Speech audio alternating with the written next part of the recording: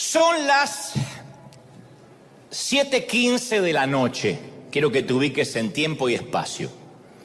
7:15 de la noche de cualquier semana, no importa, es indistinto. Son las 7:15 de un miércoles, por ejemplo, mitad de semana. De cualquier semana, insisto. El tren, el ferrocarril, atiborrado de gente, entra pesadamente en la estación, el vapor brota por las válvulas y el calor del motor, de los frenos, se mezcla con el invierno crudo, acerbo, gris, que cala los huesos. Es indistinto si este ferrocarril es en la estación del Grand Central de New York, no sé, Buenavista de México, Ramos Mejía de Buenos Aires, Usaquén de Bogotá, Colmena de Lima, Atocha de Madrid, Puerta de Atocha de Madrid, donde fuera. Pero todos los que viajan ahí, en ese ferrocarril, en algún punto se parecen. Las puertas se abren, las puertas corredizas, la multitud se agolpa por salir, se precipita hacia afuera. Muchas de esas personas subieron a ese tren 12 o 13 horas antes, recién afeitados, perfumados, peinados, llenos de vida. Y ahora, 12, 13 horas después, regresan con paso inseguro, como zombies, aturdidos. Y también es indistinto si viajan en tren, en un ferrocarril, en un bus, en un metro o en el auto propio, parado en la autopista, atascado en el tránsito a la hora pico. Eso también es indistinto. Pero aún así se siguen pareciendo. Y yo puedo imaginarme el final de ese día. Recién son 7:15 de la tarde, el frío es espantoso, es gris, oscureció desde las 5 de la tarde. Pero esa gente, todos, apenas entran a la casa, se quitan el abrigo, se desploman en el sofá, se quitan el calzado o se sientan en la silla junto a la cocina y buscan el control remoto y no quieren hablar. Si es cristiano, tal vez diga algo como: Señor, estoy harto de tener días como estos. Estoy harto de que estos días se repiten como un bucle interminable. Hay una película que se llama El Día de la Marmota, donde el mismo día se repite una y otra vez. En este caso, creo que las marmotas somos nosotros cuando el día se nos repite una y otra vez como un bucle. Y conozco a muchos así, que se sienten maltratados por la vida. No pueden decir que necesariamente están luchando con una metástasis, con un cáncer, con un desalojo, con una quiebra financiera, pero de igual modo tienen malos días una y otra vez. Por ejemplo, atrapados en un trabajo que detestan, pero es lo único que les hace pagar las cuentas, así que no pueden darse el lujo de ver e incursionar en otra carrera, y menos a esta altura de la vida. Otros prisioneros de su carácter, de sus malos hábitos, de un vicio que no pueden dejar. Y es así, en algún momento todos nos sentimos impotentes, independientemente si tenemos al Señor o no lo tenemos, nos sentimos frustrados. Yo sé que ahora posiblemente estés haciendo cosas que Dios no quiere que hagas. Y te sientes culpable y sabes que violaste y estás violando leyes de Dios. Y capaz que eres el único sobre la faz de la tierra que conoce tu pecado, pero yo voy a decirte una noticia, voy a darte una noticia. No tienes que pasar noches de ansias preguntándote ¿cuándo lo irás a ver? Mírame, Él ya lo sabe. Él ya lo sabe. Él ya lo sabe, Él ya lo sabe. Quiero que te grabes esto en tu corazón, Él ya lo sabe. Quizás creas que no, pero Él ya lo sabe, no puede estimarlo.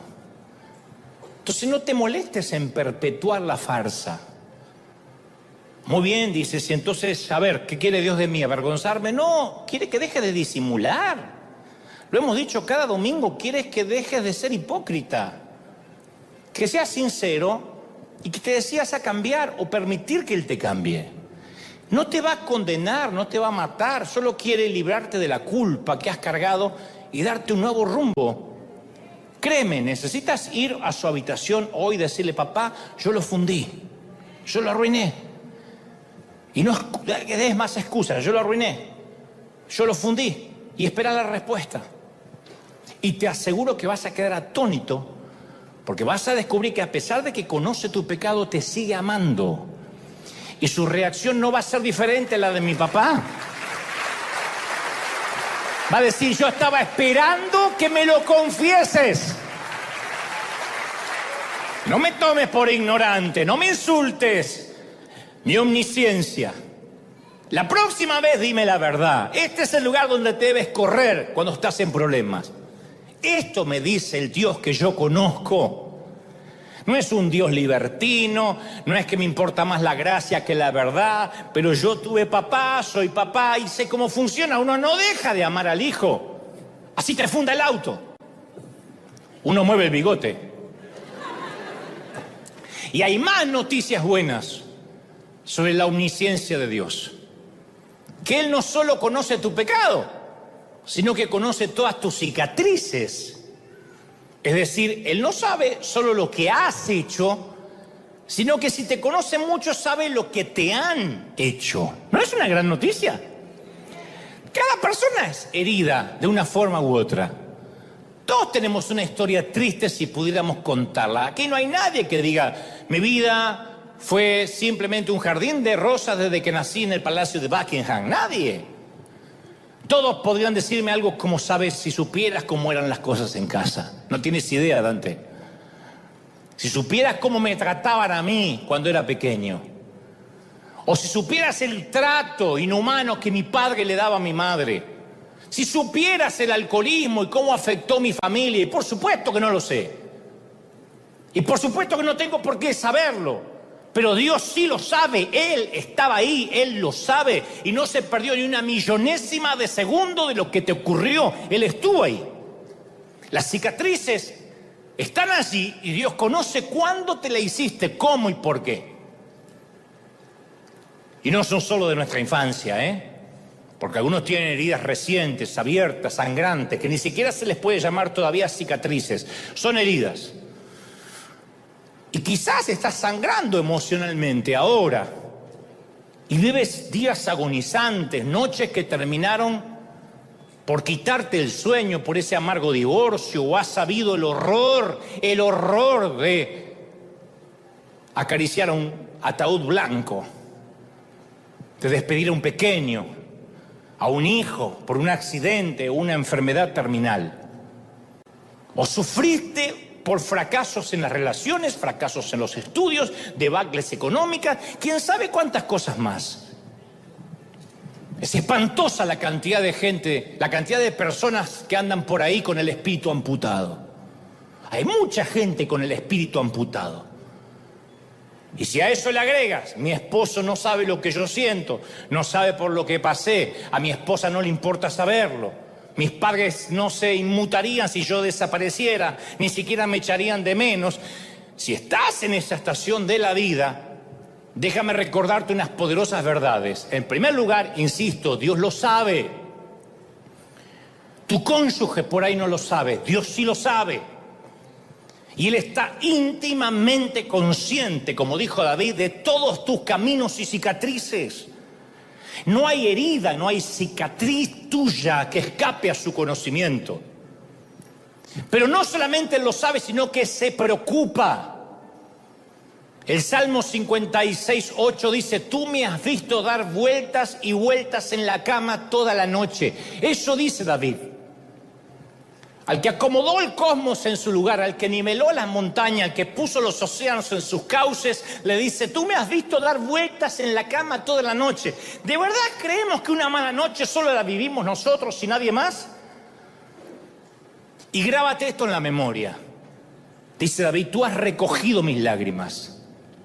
Tú las has guardado en tu redoma y has anotado cada una de ellas en un libro. No es una poesía, no es una licencia poética. En la cultura del viejo Medio Oriente, cuando un soldado iba al campo de batalla, compraba un frasquito o redoma para darle a su esposa o a su novia o a su madre Y entonces las damas le decían: en tu ausencia te lloraré mucho, voy a estar muy triste, pero cuando regreses verás mis lágrimas aquí. Y entonces sabrás cuán precioso eres para mí. Entonces, cuando Dios nos dé la bienvenida al cielo, y esto no es algo poético, es verdad, va a tomar la redoma de nuestras lágrimas frente a su rostro dulce y dirá: yo no pasé por alto ni una sola. Cada lágrima en tu duelo, en el panteón, en la sala de espera de cuidados intensivos, en la soledad, en la amargura de la soltería, la separación o el divorcio, la orfandad. Y además no solo Él recoge cada lágrima nuestra, sino que las registra en un libro. Dice: y las he escrito en mi libro. Dios nunca dejará de preocuparse por tus lágrimas. Así es como muestra lo mucho que le importas. Ese es el Dios que necesitamos ver con ojos nuevos. No tienes que llorar solo, nunca más. No te dije que no tienes que llorar, solo que no tienes que hacerlo solo. El que creó el universo te examina y llora y se conmueve contigo. ¿No es algo maravilloso? No cambia eso tu mal día. Alguien tiene que decir amén. ¿Te cuento un secreto más? Si Él conoce tus secretos, tus pecados, si Él conoce también tus cicatrices, también conoce tus actos, mis actos, nuestros actos de servicio. Viste que a veces nos desanimamos porque decimos: todo lo que hago pasa inadvertido, nadie lo aprecia. ¿Para qué hago todo esto? Lo han dicho pastores, simplemente ovejas. Esto no respeta estatura espiritual. En un momento de la vida dice: ¿sirve lo que estoy haciendo? ¿A alguien le importa? Y ahí es cuando necesitamos recordar Mateo 6:4. Tu Padre que ve en lo secreto te recompensará en público, pero Él ve lo que haces en secreto. Dios observa y toma nota del cielo de cómo te duelen los pies al final del día luego de servir. Pero también sabe cuando usamos la lengua para contribuir con algún rumor. Y toma nota cada vez que visitamos a alguien en un hospital o en la cárcel. Cada acto de carácter, de convicción, de servicio, de valor es observado por nuestro Dios. Y toma nota de un Dios omnisciente. Cada actividad Él te dice: yo lo vi, continúa, hazlo de nuevo, sigue haciéndolo, te compensaré. No estuviste orando en vano, no estuviste adorando en vano, no me serviste tantos años en vano. Obviamente nuestras obras no harán que Él nos ame más, pero decime si no es maravilloso saber que Él ve lo que nadie ve, lo que el pastor no ve, lo que los líderes no ven, lo que la iglesia no ve. Dios sí lo ve, Dios lo ve y dice: no es en vano. ¿Cuántos lo creen? Díganme amén. Ahora, es probable que te estés preguntando: ok, Dante, si Dios sabe todo, conoce mis secretos, o sea, mis pecados, mis cicatrices, mis actos de servicio, ¿por qué tengo días malos? ¿Cómo lo conecto? Me parece fascinante lo que me dijiste, pero ¿por qué a veces me siento tan enclenque, tan alfeñique, tan derrotado? ¿Por qué mis días malos comienzan malos y terminan así al final del día? ¿Por qué soy parte de ese grupo que baja del tren o del bus o del auto devastado, me tomo la cabeza entre las manos y pienso que solamente quisiera no levantarme mañana? Descubrí que la fe es el puente para salir de un mal día. Dios sabe que tenemos un mal día porque Él todo lo sabe, pero quiere saber qué hacemos para cambiarlo. A lo mejor dice: yo no soy una persona generosa, yo soy de ahorrar porque tengo miedo a que falte. Bueno, ¿por qué no empiezas a actuar como lo haría una persona generosa y ves lo que Dios puede hacer? Dice: a ver, ¿cómo actuaría? Lo voy a hacer en fe, me duele dar, pero lo voy a hacer en fe. ¿Cómo actuaría una persona generosa? Si Dios puede mantener el sol en su órbita, si Dios puede dividir el mar, ¿por qué habríamos de dudar que no puede cambiar un mal día? Pero tenemos que llenar nuestra mente con la identidad de Dios. Como estoy harto de tener malos días y malas semanas y malos meses, yo tengo que declararle la guerra a la ignorancia acerca de quién es Dios. Me urge, necesito conocerlo más. Porque Él conoce mis secretos, mis cicatrices, mi servicio a Él. Y para que Él se manifieste en mi vida, cuando confío en Él, aún en los días en que me encuentro entre el mar y el faraón, tengo que caminar con fe en dirección a que el día va a cambiar. No es confesión positiva, no es la torpe repetición de palabras huecas, es confiar que mi día va a cambiar si yo camino hacia el Mar Rojo diciendo no sé si voy a desaparecer, si voy a volar o el mar se va a abrir. Yo voy a confiar de que si el día empezó mal, va a terminar bien. ¿Tú lo crees de verdad, sí o no? Mira, te voy a contar solo una pequeña historia más antes de irnos. Una pequeña historia te la voy a regalar hoy. Fue hace un tiempo. No te diré exactamente en qué día fue, qué fecha fue, porque no viene a cuento y es irrelevante a la línea del relato. No importa, pero ocurrió. Un día martes, comencé a sentirme realmente muy enfermo. Es algo que me ha sucedido una decena de veces durante la semana, durante el año. Pero durante estos años, cuando algo le ha sucedido a mi salud, me acostumbré a pedirle a Dios que me sane poco antes del domingo, porque Él sabe la responsabilidad que me ha conferido. Pero ya habían pasado 3 días, el cuadro empeoraba, me sentía muy débil, no podía predicar el domingo, y no había absolutamente nada, ninguna fuerza, ninguna fuente interior para sacar una onza de energía que me ayudara. Y a medida que se acercaba el sábado, se me hizo muy claro que carecía de las fuerzas esta vez para predicar. He tenido días malos, de lunes a sábado, pero si te dedicas a predicar, no esperas tener un mal día el domingo. Trato de que el domingo nunca sea un mal día. Y le pregunté al Señor si estaba bien que buscara un reemplazo, y Él me dijo, haz como prefieras, estará bien conmigo. Eso fue lo que sentí, haz como prefieras, si tienes un reemplazo, estará bien. Estará bien para conmigo. Era un padre diciéndome, si te sientes enfermo, está bien, que te quedes a descansar, yo estaré complacido. Pero si decides confiar en mí para predicar, te voy a dar mi gracia como siempre. Y yo le dije, no puedo, admití, no tengo fuerzas. Pero enseguida el quieto susurro del Espíritu le dijo algo cuerdo a mí fatigada mente y me dijo algo como, ve paso a paso. Era un mal día, era una mala semana, pero él me dijo, ve paso a paso. Y el domingo por la mañana, levántate y actúa como si no tuvieras ningún problema para predicar. Confía en mí, camina en la dirección que te estoy pidiendo que vayas y ten fe en que te voy a dar la gracia y el favor mientras vayas y camines. Así que a la mañana siguiente me desperté y mi primer impulso fue quedarme en la cama, no podía. Pero entonces recordé las amables palabras de Dios. Dije, muy bien, Señor, me voy a levantar. Actuaré como si tuviera todas las fuerzas del mundo e iré hasta donde me permitas. Si es hasta la puerta de calle, hasta ahí iré. Si es hasta mi automóvil, hasta ahí iré. Si es hasta el stage y subir aquí, hasta aquí llegaré.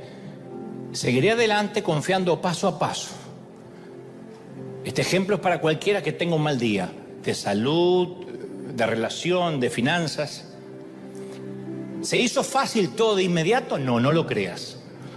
Mientras me bañaba, me vestía y conducía hacia la iglesia, sentía una sensación de pesadez. Me dolía todo, me dolía todo. Cuando al final me paré frente a la congregación aquí, no sentí ninguna energía proveniente de Dios. Pero oré para mí, dije, Señor, aquí estoy confiando en ti. Me siento terriblemente débil esta mañana, ni siquiera puedo sonreír. No quiero dar lástima, no quiero que se den cuenta esta gente porque probablemente tengan peores problemas que yo.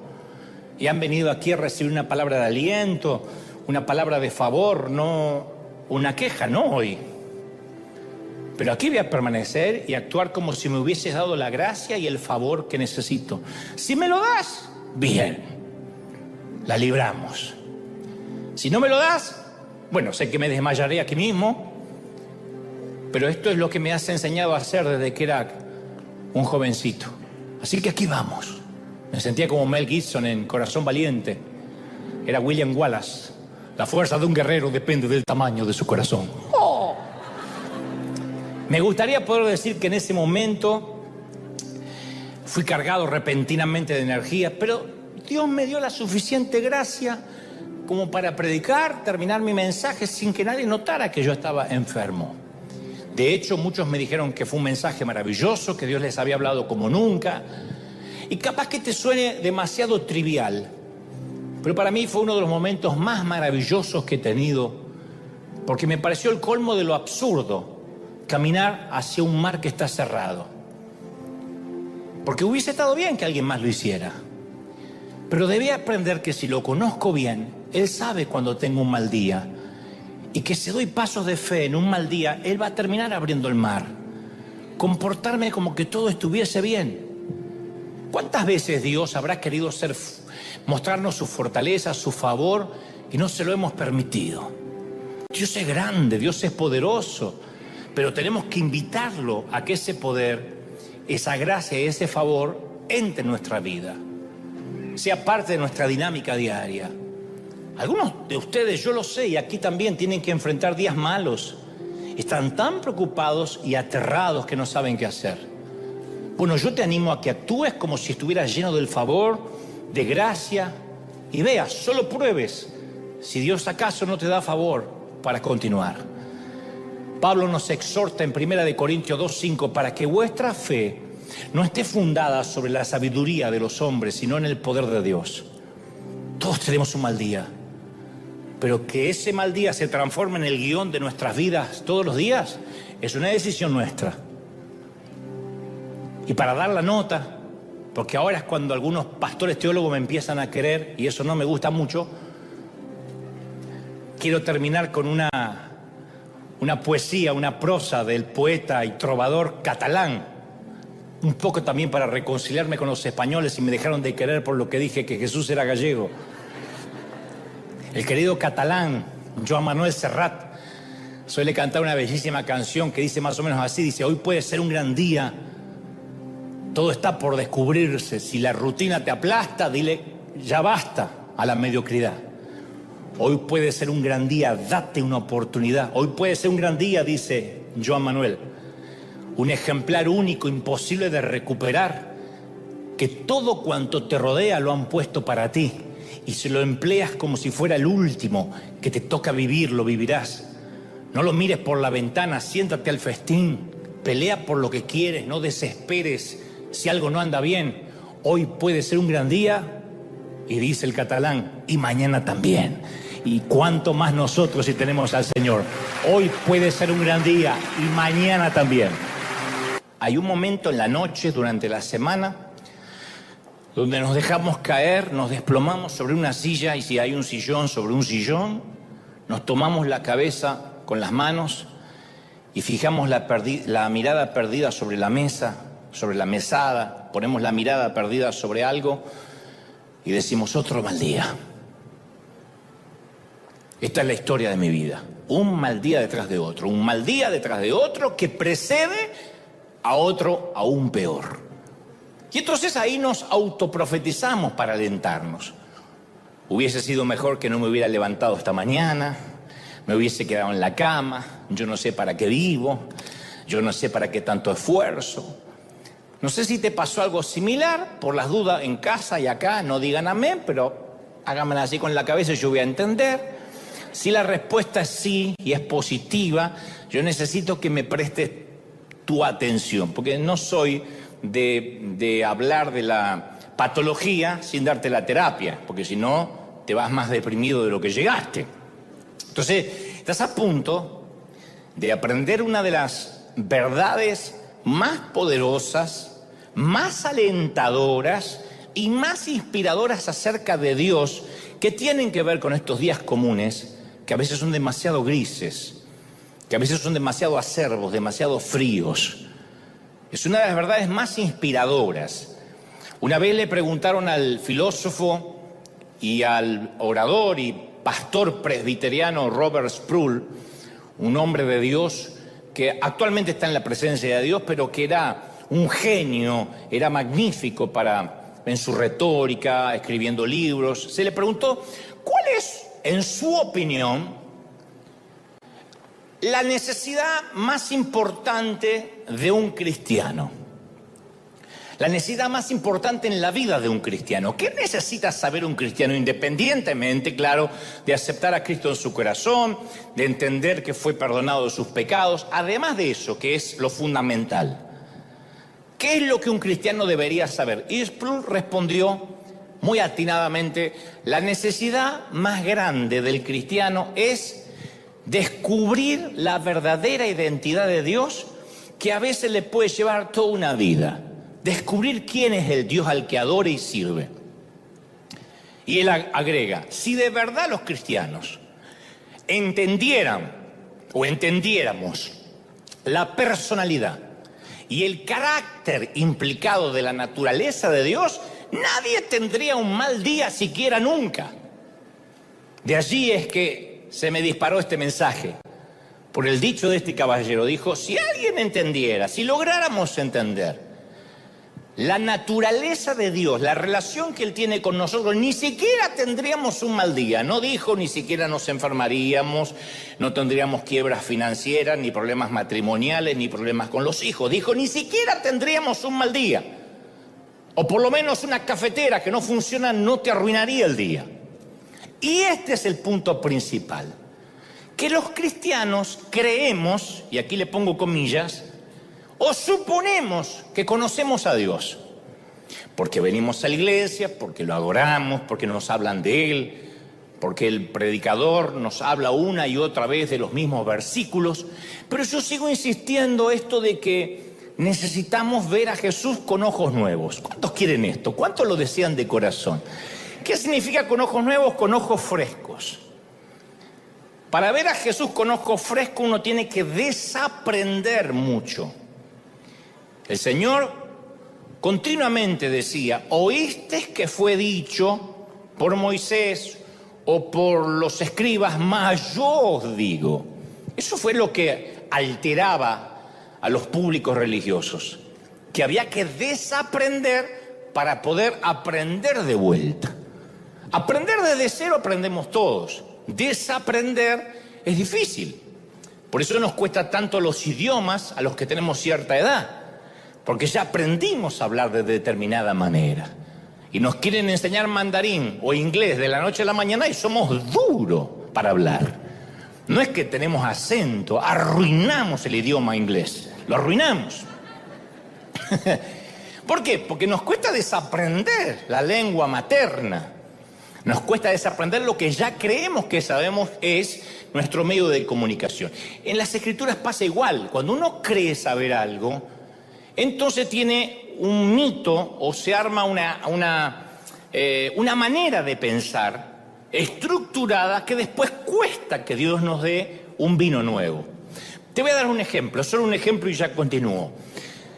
La mayoría creemos o creímos que Jesús hablaba y sigue hablando como si fuera un nativo de Galicia o de Cataluña. Creemos que si Jesús hablara hoy diría: pues vosotros sois la sal. Os lo digo para que os regocijéis y os alegréis. De cierto me habéis oído, tíos. Vas a flipar con esta bienaventuranza que está de la hostia. Entonces, nosotros decimos: ¿pero por qué pensamos que Jesús hablaba así? Bueno, porque así lo vimos en las películas. Porque así está escrito acá. De cierto os digo, que si no entraréis, y pensamos que Jesús habla así. Es una traducción, esta es una traducción de un monje español llamado Casiodoro de Reina del año 1569, que tradujo lo que se llamó la Biblia del Oso.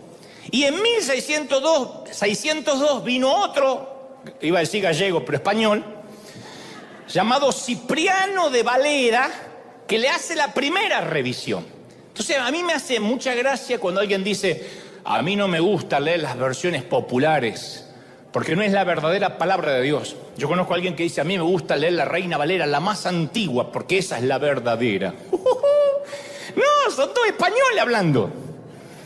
La versión Reina Valera, que la amamos, pero hasta incluía libros apócrifos cuando la condensaron. Estaba el libro de Judith, Eclesiástico, el libro de Baruch, que contiene una de las cartas de Jeremías, Macabeos. Recién en 1862, vino otro español anglicano, un español de Córdoba, España, llamado un tal Lorenzo Pedrosa, que dijo: vamos a cambiar y vamos a sacar estos libros que no son canónicos, y quedó las escrituras tal como la conocemos.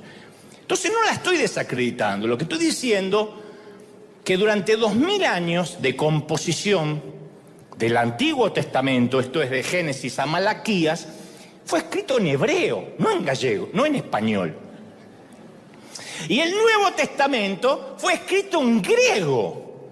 Y el Señor utilizaba otro lenguaje, que era el arameo, que era la lengua vernácula del Nuevo Testamento. Era la lengua franca del Nuevo Testamento en los tiempos de Jesús. Y ustedes ven, o habrán notado, que muchos predicadores hasta copiamos torpemente los modismos del español antiguo porque creemos que así hablaba el Señor. Os digo esta mañana, bendito sea el Señor, que Él ha dicho a vosotros. No, eso hablaban los Casiodoro de Reina, estos gallegos, no nosotros. Saludo a todos los españoles que no les gusta que le digan gallego, pero bueno, son españoles. Entonces, un ejemplo, que muchos apenas conocemos la identidad de Dios. Y tenemos allí la identidad que hemos visto en alguna película, algo que nos quedó en el subconsciente de lo que oímos predicar. Y uno va a las Escrituras y afortunadamente Dios no hace un misterio, un secreto cósmico de su identidad, un acertijo enigmático, esotérico, que hay que investigar demasiado. No, Él muestra su naturaleza acá, en las Escrituras, de forma autobiográfica, en esto que llamamos Biblia, independientemente de la versión que sea, la que nos sintamos cómodos para leer. Y cuando leemos este libro, no para copiar frases, insisto, de la vieja España, sino que lo leemos con ojos nuevos, vamos a descubrir la identidad del Señor y la revolución que eso puede hacer en nuestras vidas diarias. Si tan solo miráramos a Jesús y a Dios sin el filtro humano, ni siquiera puedes ver a Dios con mi filtro. Yo tengo un filtro, ¿cómo que no? Tengo una manera de ver al Señor, pero por ahí no es la tuya. Esto, no obstante, no quita credibilidad, no socava mi predicación en este caso.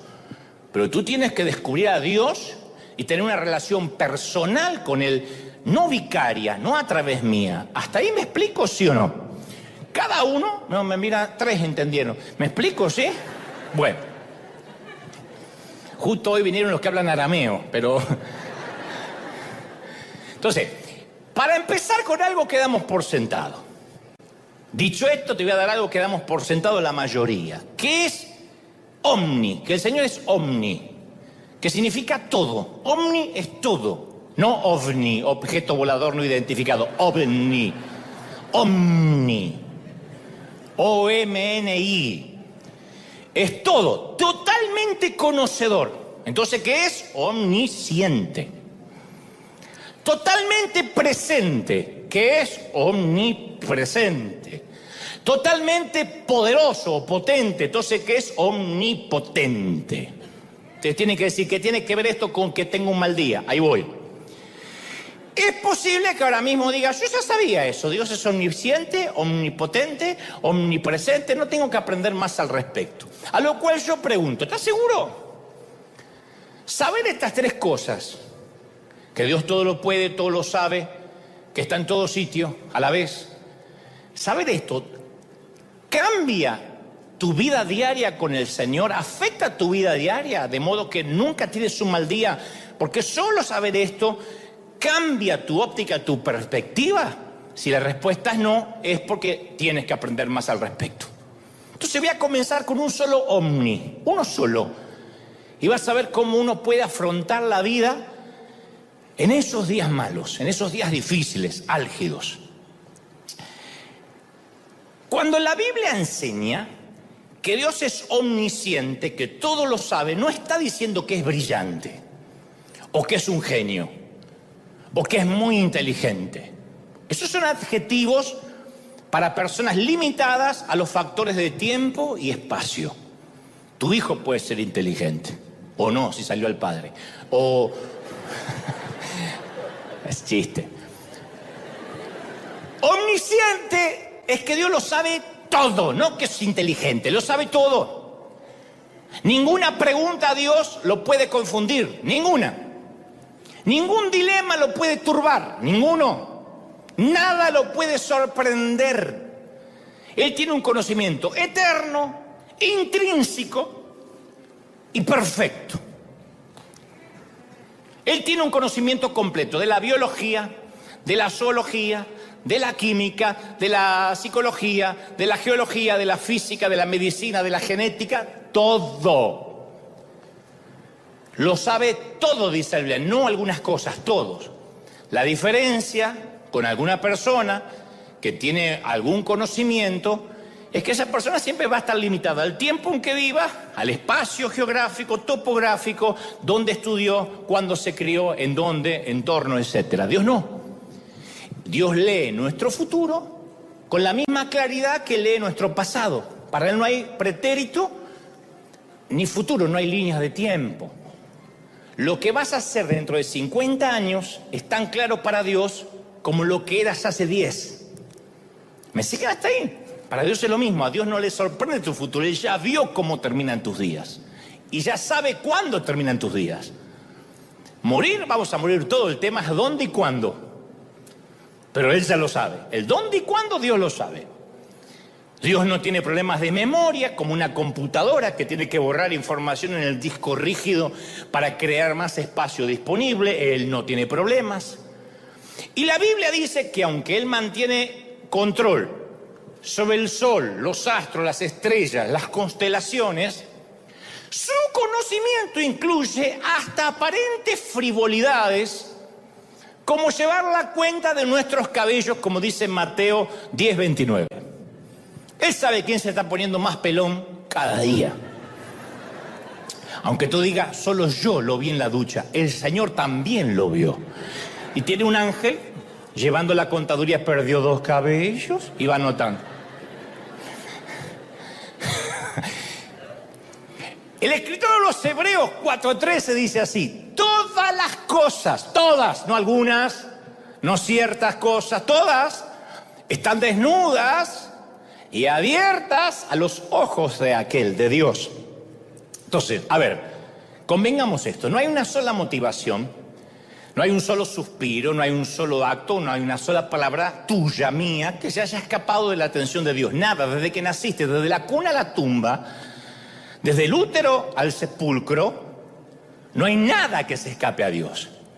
Y la belleza de esto tan asombroso, de esta verdad tan formidable, es que cuando voy a las Escrituras, de las cuales hoy hablamos, independientemente de la revisión, encuentro que el hombre más elocuente que ha dado la historia, estoy hablando de David, se queda en silencio. Tiene David una retórica, una prosa, es un compositor, pero David, cuando descubre que Dios lo conoce en la intimidad, se queda anodado, atónito. A ver, David se regocijaba por la belleza de Dios. Se maravillaba por el poder del Señor. Pero cuando descubre cómo Dios lo conocía en secreto, toda la lírica del poeta quedó en silencio. En el Salmo 139, que después pueden leer tranquilos en el hogar, Salmo 139, no lo lean en gallego, por favor, pero léanlo como quieran, con el tono que se les ocurra. Pueden leerlo en mexicano. Así dice el Señor, chavo, no te aflijas. Que así hubiese sido si no hubiese sido Reina Valera, sino el Chavo del 8 el que hizo la revisión, ¿no es cierto? Dice David: oh Jehová, oh Señor, tú me has examinado y me has conocido. Él está sorprendido con esa revelación. Me examinaste y me conociste. No hay lenguaje florido en David, no hay metáforas elaboradas, no. Es una descripción lineal, porque no hay una analogía con la cual compararla. Solo dice: me has examinado y me conociste. David no puede creer que este Dios que entiende, los misterios intrincados del átomo, las complejas interconexiones de nuestro sistema planetario, también lo conoce a Él, le conoce el corazón. Dice, me has examinado y me has conocido. Oh Señor, dice el Salmo. Así empieza, oh Señor, como si le doliera algo. Dios conoce incluso la monotonía de nuestro diario vivir, con todas esas actividades insustanciales como levantarte y acostarte. Uno cree que Dios se conecta con nosotros cuando vamos a orar. Estuve orando, hoy estuve con Él, pero Dios estuvo contigo aún antes que oraras. Porque David dice en ese mismo salmo, tú has conocido mi levantarme y mi sentarme y mi acostarme. O sea, que Dios no se pierde nada, a Dios le interesa todo. Cruza las piernas y Dios lo sabrá. Cambia de nalgas así porque estás cansado y Dios lo sabrá. Porque somos el objeto de su soberano conocimiento. Y agrega el salmista, agrega David, tú conoces mis pensamientos más distantes. Todavía están pensando, ¿cómo conecto esto con un mal día? Déjenme avanzar. David dice, tú conoces mis pensamientos más distantes. O sea, conoce cada cosita por pequeña, por nimia que sea. Cada meditación de la medianoche, cada estrategia planificada, cada adoración privada, cada acto amable, cada grito desmedido, cada vociferación a los hijos. Dios nos mira y nunca pestanea. Nunca jamás tuviste un pensamiento que Dios no haya conocido. David sigue agregando, dice, tú has escudriñado mi andar. Y también viste mi reposo, o sea que viste mis sueños. Y todos mis caminos te son conocidos. Entonces, a ver, antes que mandemos a imprimir nuestro itinerario, antes que armemos nuestro calendario, nuestra agenda, Dios ya tiene una copia. Nunca hemos hecho un viaje del cual Dios no haya sabido. Sea que nos encontremos en lo alto de una montaña o sepultados entre la masa de gente de un subterráneo, del metro, los ojos de Dios están sobre nosotros. Y sigue diciendo David, aún todavía está la palabra en mi lengua y aquí tú la sabes toda antes que yo termine de hablarla. O sea que aún antes de que digamos algo, Dios registra nuestras palabras y sabe aún los sentimientos con los que decimos nuestras palabras, las motivaciones. O sea que si hay alguien que nos toma la temperatura, es Dios. Él siente cuando nos llenamos de ira, cuando decimos Dios te bendiga. Y lo deseamos que lo reviente Satanás. Y Él sabe, Dios. Sabe cuando el miedo nos abraza, cuando la ansiedad hace que la confianza mengüe. Dios ve todo, bueno o malo, pero aún algo más maravilloso. David dice, detrás, delante, me rodeaste y sobre mí pusiste tu mano. Así concluye. Si tengo un mal día, Dios lo sabe. Si me siento solo, Dios lo siente conmigo. David está tan emocionado por esta revelación que sus manos tiemblan. Él dice, tal conocimiento es demasiado grande para mí. Así lo dice en el Salmo. No lo puedo digerir, no lo puedo elaborar. Todavía no lo puedo discernir. Es un pensamiento demasiado grande, no lo puedo comprender. Y dice, hasta aquí llegué. Parece decir, si yo escribo algo más, sería una profanación. No voy a decir más. Solo, oh Señor. Llega a la conclusión, Señor, te importo. A Dios le importo. Se preocupa por mí. Dios se siente apasionadamente conmovido por lo que yo soy. Me ama. Hoy celebramos, como te dije, 100 domingos desde que en marzo de 2020 se declaró la pandemia y comenzamos estas transmisiones en vivo. Llegamos a 300 millones de vistas en todo el mundo. Mirá si Dios no es grande y no es maravilloso. 300 millones de vistas en todo el planeta. Eso es mucho. ¿Querés que te diga lo que más me sorprendió si tengo que hacer un balance? La cantidad de gente, cristianos veteranos y nuevitos, católicos, evangélicos, testigos de Jehová, simpatizantes, curiosos. Lo que más me sorprendió es la frase: nunca dejes de decirnos, Dante, cuánto nos ama el Señor. Nunca dejes de decir, te ama princesa, te ama príncipe, dice, porque me cambió la vida. A lo que les respondo, nunca lo voy a dejar de hacer porque a mí también me cambió la vida y lo estoy haciendo. Saber que Dios nos ama nos cambia un mal día, una mala semana, un mal mes, una mala vida. Tienen que aplaudir más que eso si lo crees. ¿Cuánto te ama el Señor? ¡Aleluya! Ahora, esto de que Dios lo sabe todo me hace sentir amado. Te digo una mala noticia acerca de que Dios lo sabe todo.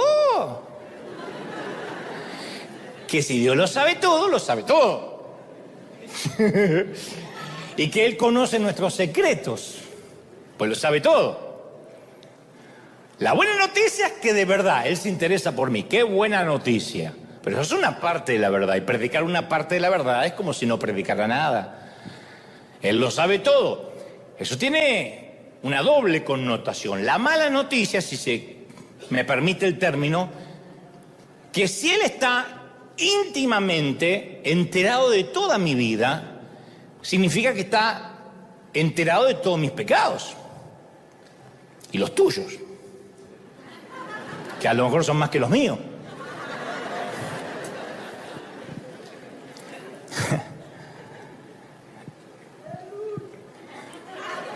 ¿Viste? Son más. Cuando yo era adolescente, cuando tenía 15 años de edad, yo solo soñaba en los tiempos, aquellos que vivíamos, hoy supongo que son diferentes, yo soñaba con conducir el auto de mi papá, un viejo Fiat 1500. Conducirlo. No puedes tener allí licencia hasta la mayoría de edad, igual que aquí, pero yo solamente quería que él me enseñara a conducir, era mi sueño. Y él me decía, sos muy chico todavía, muy irresponsable, no sé de dónde sacó eso.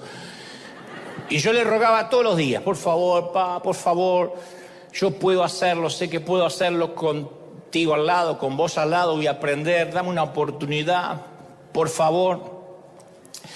Cuando salí de la secundaria y comencé a trabajar en su carpintería, o en la carpintería de la cual era el capataz, el encargado, él me permitió que al final del día yo podía regresar manejando a casa con su supervisión. No hay peor cosa que tu papá te supervise cuando aprendes a manejar. ¡Cambiá! ¡Me vas a romper el embrague, la caja! ¡Qué bomba! Uno tiene que manejar por encima de los gritos. Si superas eso, manejas. ¡Cuidado! ¡Frená! ¡Bomba! Y te va insultando de acá hasta casa. Pero si tienes cuero de rinoceronte y ganas de aprender y deseos que un amigo te cruce y vas con el auto así, te aguantas el grito.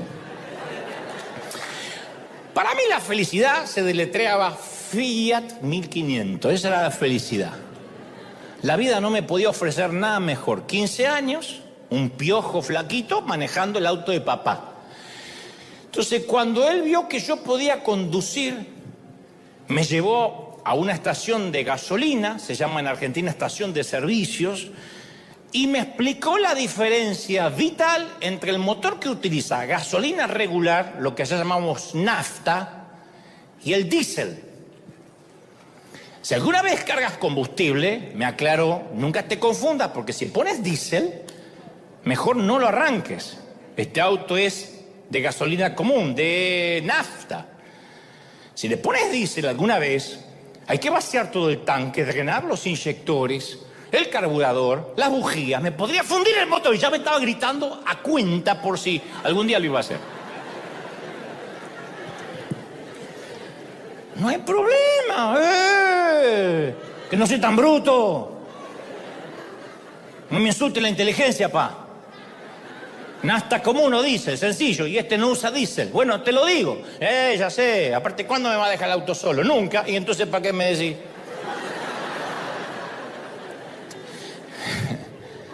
Pasan algunos meses. Yo salgo rápido de la carpintería antes que él. Le digo, ¿puedo ir encendiendo el motor? Sí, enciendo el motor. A la vuelta, así, de la carpintería, yo esperaba con el auto encendido. Él dice, acomodo unas cosas y ya voy. Tenía que terminar de encolar una silla. Dijo, ya termino de hacer esto y voy. Cuando enciendo noto que el tanque marcaba solo un cuarto. Y como él todavía estaba ocupado en la carpintería, acomodando todavía o terminando su trabajo, y la gasolinera, la estación de servicio quedaba en la esquina, yo decidí sorprenderlo y cargarle gasolina con mis propios ahorros. Después de todo, es lo mínimo que podía hacer por no haber pagado las clases de manejo. Está bien que los gritos compensaban que no hubiese pagado, pero aún así improvisé. Dije, vamos, le voy a sorprender a papá. Como él no salía, lo llevo a la vuelta. Cuando llegué ahí, se me hizo una laguna. Yo no me acordaba, porque nunca más hablamos del tema. Habían pasado meses. Si era nafta común o diésel. Yo sabía que una era incorrecta. Allá no te sirves la gasolina tú mismo. Hay lo que se llama un playero, alguien que se ocupa, un empleado, dice, ¿qué le ponemos? Como yo no tenía celular, no porque éramos pobres, sino porque no se había inventado, y además éramos pobres, y si hubiese inventado yo no lo habría tenido tampoco, ni buena memoria, nunca tuve buena memoria, nunca me caractericé por recordar esas nimiedades. Seguí mi corazonada de líder nato que jamás pregunta y seguía por su instinto. Diésel.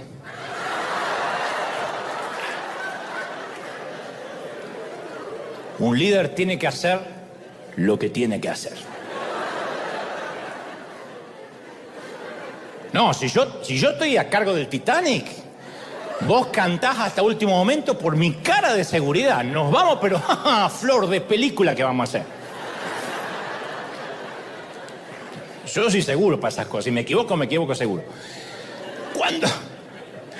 Cuando volví a encender el motor, hizo todo tipo de ruido, bla, bla, bla, bla, bla, bla, bla, y comenzó a salir mucho humo, una humareda. Y dije, soy hombre muerto. Pero inmediatamente pensé, él nunca lo va a saber. Regresé rápido, el auto así, a estacionar en la puerta de la carpintería, y afortunadamente mi papá todavía no había salido. Así que lo apagué el motor y me quedé ahí. Él subió, dijo, bueno, maneja. No, papá, hoy maneja vos. Yo quiero descansar. Me corrí, encendió, ¡plá, plá, plá, plá! ¿Qué le pasa a este auto? Dijo. No sé, estaba raro.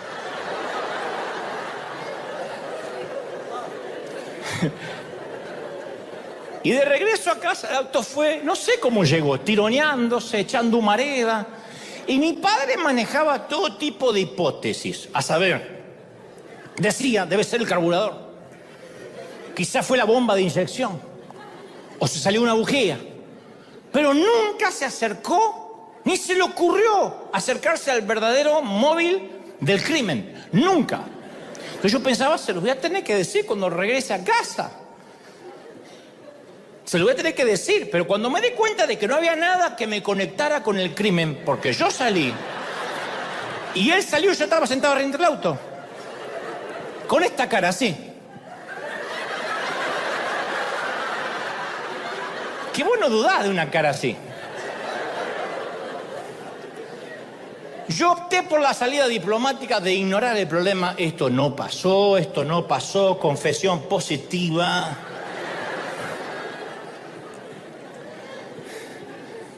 No notó que el auto tenía el tanque lleno, detalle que se le pasó por alto, un fiscal lo habría notado, él no. Yo no me había movido de ahí, así que la coartada era perfecta. Voy a esperar hasta que él lo descubra, pensé. Si lo descubre, esa fue mi oración a la noche. Señor, si él lo descubre, tú conoces mi corazón que yo quería cargarle combustible en señal de gratitud. Así que yo me voy a callar. Y tal vez él nunca lo descubre y tú vas a valorar que yo hice una obra de bien, porque yo quería bendecirlo, quería bendecirlo, quería bendecirlo, quería bendecirlo, quería bendecirlo, quería bendecirlo. Oír esto, no más que eso. Por ahora, y hasta que Dios nos llame a su presencia, el cielo puede esperar. Y mientras que el cielo espera, va a ser tiempo ya que de una bendita vez cambiemos nuestra dirección postal. Del desierto a Canaán, llegó la hora de mudarnos, gente. Vamos a mudarnos a la tierra que Dios nos prometió. ¡Aleluya! ¡Vamos, celebra al Rey de Reyes! ¡Victoria! ¡Victoria! ¡Victoria! ¡Victoria! ¡Oh! ¡Impresionante! ¡Victoria! ¡Uy! ¡Vamos, vamos! ¡Celebra! El Rey está en la casa hoy. ¡Bendito sea Dios! ¡Victoria! ¡Victoria! ¡Eva!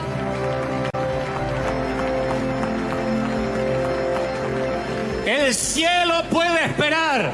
Hay victoria aquí hoy. Bendito sea Dios. Vamos, levanta tus manos al cielo, vamos a orar. Padre, en esta mañana, tarde o noche, conforme nos estén viendo según los usos horarios, yo te estoy clamando y pidiendo, uniéndome a niños, jóvenes, ancianos y adultos. Vamos, todos orando conmigo. Yo quiero escuchar tu clamor. Que el espíritu de Josué y Caleb estén en ti. Dile, Señor, yo vengo a reclamar la herencia que tú me has prometido. No es ilegal. No es ilegal. Vas ante el notario y dice, quiero saber si hay una herencia para mí. Y si la herencia queda sin cobrar, se la queda el fisco, se la queda el banco, se la queda el Estado. Pero si tú vas y dices, yo quiero lo mío, el Estado no puede retener nada. Dile, Señor, el Estado ha quedado con muchas cosas que eran mías.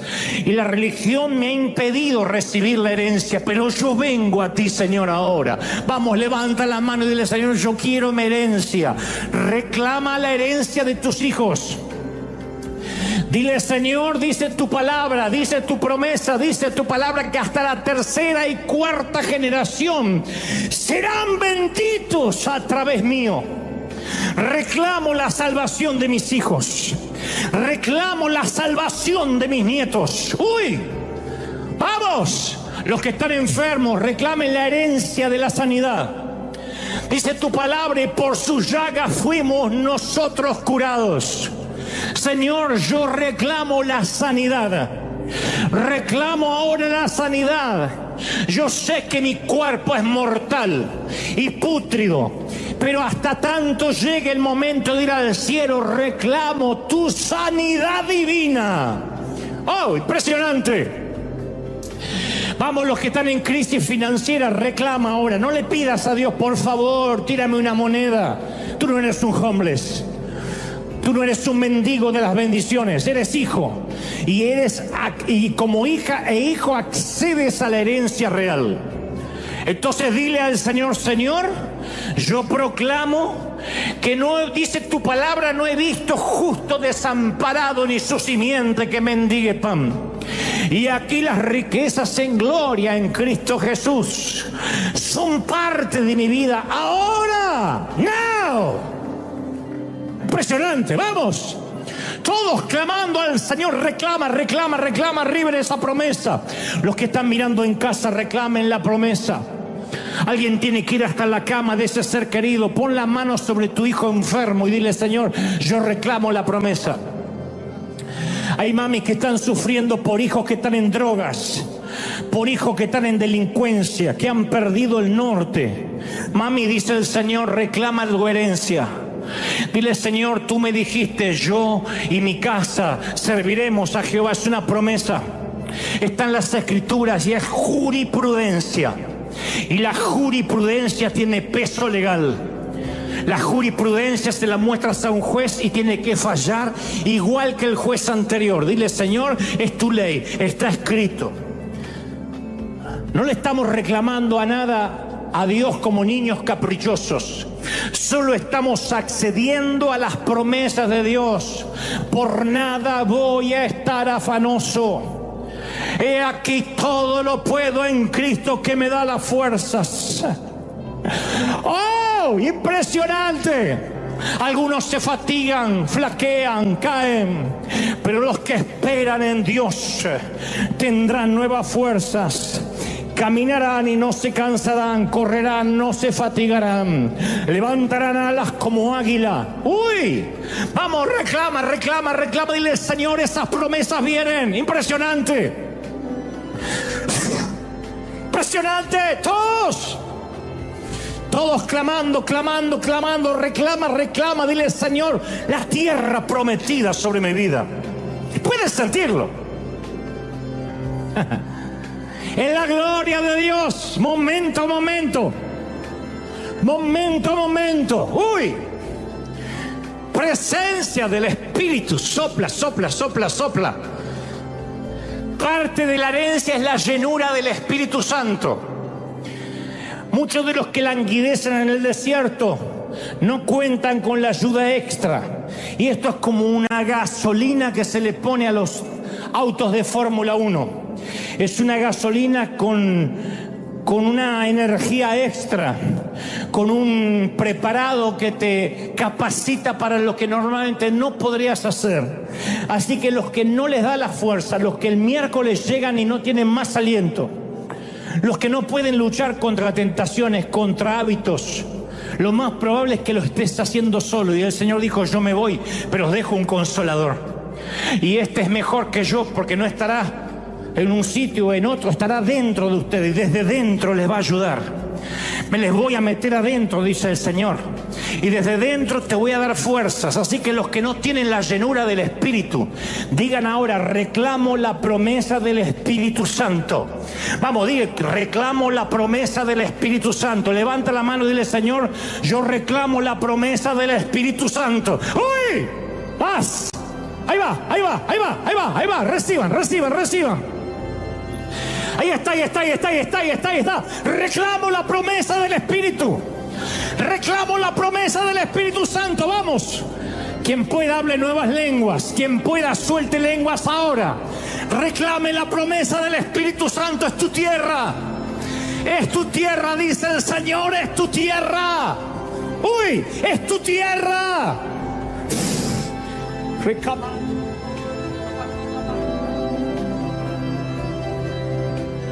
Hay gente encendida en fuego esta mañana. Hay gente recibiendo, toca, toca, toca. Ahí está, ahí está. Ahí está la mano de Dios. Ahí está la mano de Dios. Ahí está la mano de Dios. Ahí está, ahí está, ahí está. Corriente del Espíritu, sopla. Corriente del Espíritu, sopla. Uy, niños, niños, niños, reciban. Jóvenes, reciban. Es la promesa, Joel. En los postreros días, dice Dios, derramaré de mi espíritu sobre toda carne. Y vuestros hijos profetizarán, vuestros jóvenes visionarán, vuestros ancianos soñarán. Y todos declararán la gloria de Dios. Ahí están las nuevas fuerzas para la semana. Ahí está, ahí está. Ahí está la llenura del Espíritu. Ahí está, ahí está, ahí está. Es la llenura del Espíritu Santo que viene sobre River ahora. Es la promesa, es la tierra de la promesa. Tu Canaán va a ser la llenura del Espíritu. ¡Wow! Impresionante. Todos, todos, todos. ¡Wow! Más, más, más, más, más. Levanta tus manos, bebe, bebe, bebe. Si no sabes lo que está pasando, dile, Señor, si hay una promesa para mí, la quiero ahora. Si hay una promesa para mí, la quiero ahora. Quiero esa promesa para mí, en casa. Yo siento que en casa están recibiendo. ¡Uy! Traspasa la pantalla la gloria del Espíritu ahora. Reciben, recibe, recibe. Presencia del Espíritu, sopla. Del norte, del sur, del este, del oeste, viene un viento de otra parte. Es un viento de otra parte.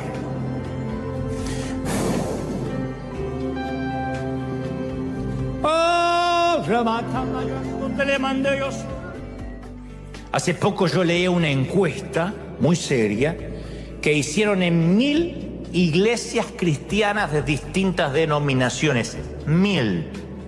Les preguntaron a los creyentes cuántos de ellos definían sus vidas en Cristo como vidas victoriosas.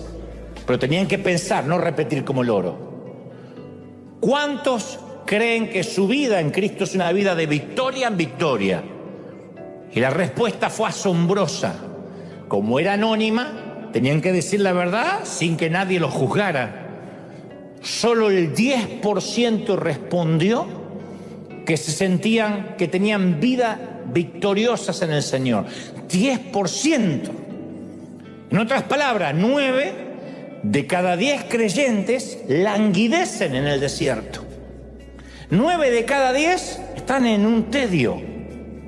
O sea, son salvos, sí. No estamos poniendo en tela de juicio eso. Pero viven en la tierra de aguantando hasta que me muera. Viven en la tierra aguantando hasta que venga Cristo. Fuera de Egipto, pero sin haber llegado todavía a Canaán. 10%. Imaginemos una escuela que una universidad que solo graduara al 10% de sus estudiantes. ¿Cómo se vería esa universidad? Un hospital que solo lograra curar el 10% de los pacientes. Un equipo de fútbol que solo ganara el 10% de sus partidos. O un arquitecto que solo completara el 10% de sus proyectos. Si fuese así, no deberíamos hacer algo. Porque son estadísticas alarmantes. Cuando uno dice, de cada 10 creyentes, 9 no logran vivir la victoria, no son felices, la iglesia tiene una deficiencia muy seria, una anomalía casi patológica, que nos tiene dando vueltas en círculos. Yo también leía que hay cerca de 2.2 billones, con B de vaca larga, 2.2 billones de personas en nuestro planeta que dicen ser cristianos. Es mucho. Representa una tercera parte de la población mundial. Por lo que si los datos de la encuesta, esa anterior que hicieron entre las 1000 iglesias, son ciertos, quiere decir que de esos 2.2 billones de cristianos, 2 billones, o sea, el 90%, se arrastran en una vida miserable. 2.2. Solo los 2 que están después del punto viven en victoria. Los primeros 2 billones se arrastran. Ese letargo, ese tedio y esa rutina, ¿qué produce? Iglesias débiles, cristianos codependientes que necesitan, en lugar de una prédica o un mensaje que los haga crecer, frases de coaching, frasecitas motivacionales para poder sobrevivir una semanita más. Necesitan repetir frasecitas o un nuevo versiculito para pegar en un calco en el auto o en la nevera que los haga aguantar hasta el próximo domingo o hasta el siguiente congreso de empoderamiento. Es una iglesia debilitada, una iglesia que se arrastra por el desierto y que va a buscar una gotita de agua los fines de semana. Yo pregunto, ¿cómo cambiaría el mundo si esos 2 billones de personas salieran del desierto? ¿Cuánta alegría se liberaría en la atmósfera? No habría tantos creyentes de uno o de otro lado de las grietas políticas. Es impresionante, yo no sé cómo será en vuestros países, pero en Argentina hay iglesias que literalmente se promueven oficialistas o de la oposición. Y hasta los pastores le dicen por quiénes tienen que votar. Entonces, obviamente, cuando la política se entremezcla con las cosas de Dios, la gente no puede estar alegre, porque los políticos fallan, porque las gestiones fracasan. Yo digo, ¿cómo cambiaría el mundo si anduviéramos por encima de esa grieta, en victoria? ¿Cuánta sabiduría se podría extraer de esa gente y compartir? Si esos 2 billones de creyentes dejaran el desierto, ¿cuántas familias se salvarían? ¿Cuántas guerras podrían prevenirse? ¿Cuánta hambre en el mundo podría erradicarse? ¿Cuántos orfanatos nuevos se construirían? ¿Cómo cambiaría el mundo si cada cristiano comenzara a vivir ya la tierra prometida, el victoria, victoria, victoria, victoria en todas las cosas. Me caigo pero victoria, peleo pero victoria. Tú ya tienes una herencia. Si le entregaste tu corazón a Cristo, Dios ya te ha dado tu Canaán. Pablo le dice a Éfeso en la carta a los Efesios 1:3, Él, Dios, ha bendecido las regiones celestiales con toda bendición espiritual en Cristo a los que creyeron en Él. En los cielos se le ha decretado la bendición. Nota el verbo, te ha bendecido.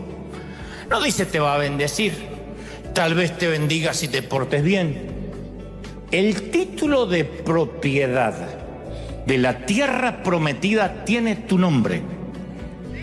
Los registros legales en el cielo fueron cambiados por tu nombre. Dios ya te ha dado Canaán. Alguien tiene que celebrar, gente. ¡Aleluya!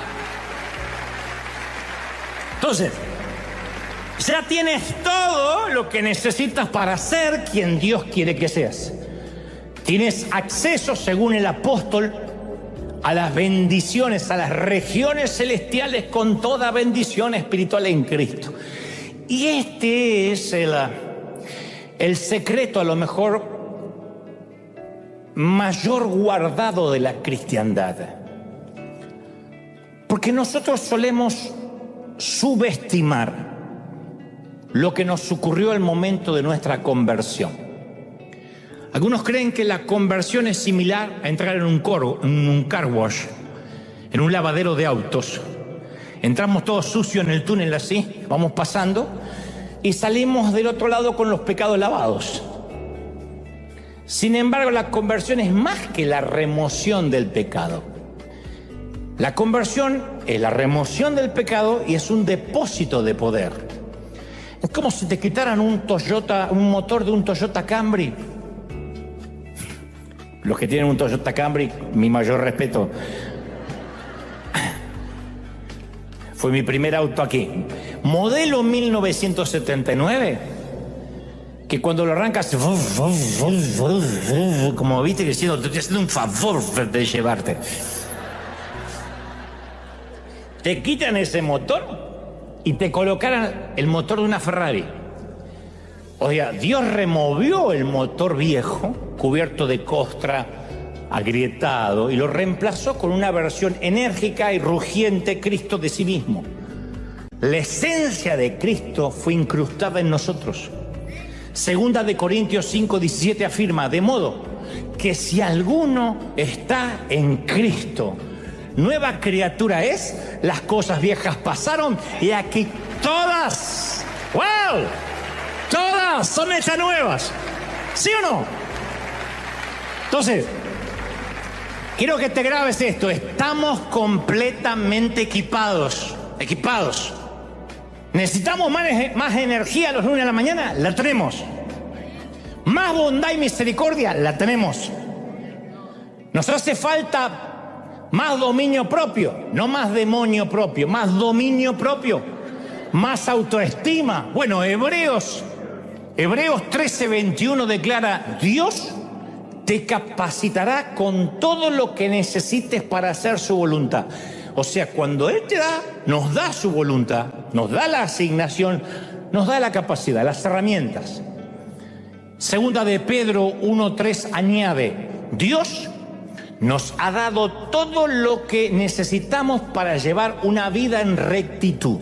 Todo. ¿Cómo uno puede vivir en santidad? ¿Cómo uno puede vivir en integridad? Dios nos ha dado las herramientas para que eso suceda. Pero para eso necesitamos un cambio de paradigma. En Canaán no peleamos por la victoria. En Canaán peleamos desde la victoria que ya fue ganada. En el desierto nos afanamos, nos preocupamos por todo. En Canaán confiamos. En el desierto buscamos la atención de Dios. En Canaán ya tenemos el favor de Dios con nosotros. Vive con nosotros. ¿Tú lo crees? En el desierto Dudamos de nuestra salvación. En Canaán sabemos que somos salvos. Cuando yo veo a alguien dudando de la salvación, que la perdí, que Dios me borró, que me volvió a anotar, que ahora me volvió a borrar, que ahora se repitió, yo digo, vive pobrecito en el desierto. Porque cuando nos entregamos a Cristo fuimos integrados a la familia real. Juan 1:12 afirma, mira, mas a todos los que le recibieron, a los que creen en su nombre, les dio potestad para ser hechos hijos de Dios. Y como somos parte de la familia real, tenemos acceso a las bendiciones de la familia real. A todas ellas. Efesios 1:11 dice, en él asimismo tuvimos herencia, heredad. Pero hay más. Romanos 8:15, el apóstol Pablo describió el valor de nuestro portfolio, de todo nuestro portfolio, de todo lo que accedemos en ese depósito de poder cuando aceptamos a Cristo. Dijo Pablo, el Espíritu mismo da testimonio a nuestro espíritu de que somos hijos de Dios. Y si hijos, también herederos. Herederos y coherederos con Cristo. Alguien tiene que celebrar, decir, me había olvidado. Se me había pasado de la cabeza. Somos coherederos con Cristo. Compartimos la misma herencia de Cristo. Moisés acababa de morir. Después de esos 40 años, los hebreos estaban comenzando casi su quinta década como beduinos en el desierto. 40 años. Una vida. Para los que tienen 40 años es tu vida completa. Para las mujeres que tienen 50 y mienten que tienen 40, también es tu vida completa más 10 años más que no quieres reconocer. Pero antes de entrar a Canaán, a la tierra prometida, al igual que nosotros, tenían que hacerle frente a una patología. ¿Qué es una patología? Una enfermedad que tenemos que confrontar si queremos entrar a la tierra prometida. De este lado, a una vida victoriosa. A una enfermedad tuvieron que enfrentar ellos que había contagiado a muchísima gente. Josué sabía que había que declarar la guerra a la plaga que responde al nombre de no puedo. No puedo. Es la epidemia que ataca nuestro dominio propio. No puedo resistir la botella. Yo soy creyente, pero me dan el tequila con gusano, no, el mezcal con gusano. El mezcal con gusano y me sale el gusano viejo de la vieja vida. No puedo dejar el cigarrillo, no puedo. No puedo abandonar el porno porque de esa forma es una manera de desfogar, de liberarme. Ataca nuestras relaciones esa enfermedad. No puedo perdonar. Yo sé que soy creyente, pero no puedo perdonar lo que me hicieron. Si te contara. Ataca nuestra fe. No puedo creer que Dios me ame. Yo no puedo creer que Dios me ame por todo lo que he hecho. No puedo. Si Josué hubiese mascullado esas palabras, nunca habría conquistado la tierra prometida. De hecho, el libro de Josué comienza con malas noticias. Josué 1:1 empieza con malas noticias. Dice, aconteció después de la muerte de Moisés. Nadie se comparaba a Moisés. Nadie. Cuando eran esclavos fue Moisés quien confrontó a Faraón. Cuando el mar rojo rugió, Moisés oró pidiendo ayuda. Cuando estuvieron hambrientos, sedientos o confundidos, Moisés intervino y Dios suplió alimento, agua y los 10 mandamientos, el decálogo. Moisés significaba más para los hebreos que lo que Napoleón y Alejandro Magno significaron para su gente. Ustedes saben que en Dakota del Sur está el monte Rushmore, que se levanta el santuario de la democracia. Si alguien no lo vio personalmente, lo habrá visto en alguna película o en alguna foto, donde están esculpidas las figuras en granito con los presidentes americanos George Washington, Thomas Jefferson, Theodore Roosevelt y Abraham Lincoln. Si el rostro de Moisés hubiese sido esculpido en el monte Sinaí, jamás los hebreos habrían permitido que compartan otros 3 líderes la cara con él. No había otro que se comparara a él. Poner a Washington con los demás está bien, pero Moisés con alguien más, no. Perder a Moisés era perder la causa, señores. Y la perdieron, porque Moisés murió. Y sin embargo, antes que la hierba creciera sobre la tumba de Moisés, Jesús le dijo, Dios le dijo a Josué, Moisés ha muerto, ahora pues, levántate. Acaba de morir, levántate. Nosotros hoy usaríamos una táctica diferente. Moisés ha muerto, ahora pues, guarda luto. Tómate un sabático. Elabora y procesa las 5 etapas del duelo. Encuentra un terapista. Busca un tanatólogo. Pero Dios le dice, no. Moisés ha muerto, levántate. Moisés está muerto, pero Dios está vivo. El líder humano falleció, pero el líder eterno sigue vivo. Nada ha cambiado. ¿Sí o no? Levántate.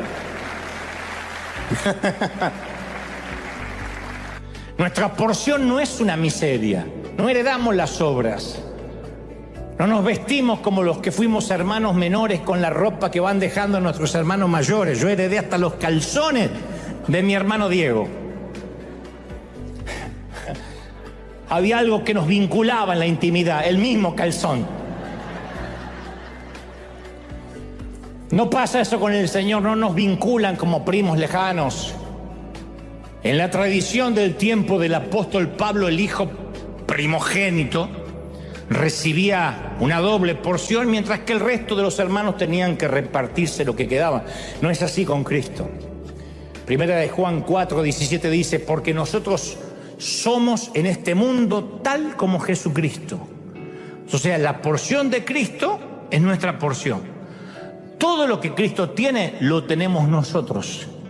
Por si alguien no lo sabía, por si alguien languidecía en el desierto. Ahora, si bien somos coherederos con Cristo, ¿por qué luchamos tanto? Nuestra herencia es una perfecta paz. Yo te doy una paz, dice el Señor, que sobrepasa todo entendimiento. No hay manera de, en palabras simples dice, no hay manera de razonarlo, no resiste análisis racional. No hay un sabio, alguien que tenga ciencia que pueda discernir por qué tenemos paz en una pandemia. Nos dicen que estamos locos. No hay forma de entender por qué un cristiano está en la sala de espera con un ser querido luchando contra el cáncer, está preocupado, está dolido, pero a pesar de eso no pierde la paz. Yo he estado en funerales donde veo a los seres queridos que tienen a Cristo en el corazón, con el dolor lógico que implica la partida a la eternidad de un ser amado, pero sin embargo tienen una paz que quienes entran dicen, ¿pero qué les pasa? ¿Cómo pueden tener esa paz, esa tranquilidad? Y le dicen hasta luego, nos vemos pronto. Una paz que sobrepasa todo entendimiento, que no resiste análisis. Y sin embargo, si Dios nos da esa paz, si Cristo nos comparte esa paz porque somos coherederos con Él, ¿por qué a veces pasamos noches enteras de ansiedad sin poder conciliar el sueño? ¿Por qué anoche no pudiste dormir? ¿Por qué anoche estuviste dando vueltas y vueltas como una milanesa empanizada en la cava? ¿Por qué? Tenemos acceso al nivel de alegría de Jesús. Sin embargo, ¿cuántas veces, cuántos días durante esta semana que se fue caminaste a paso lento como burro con indigestión?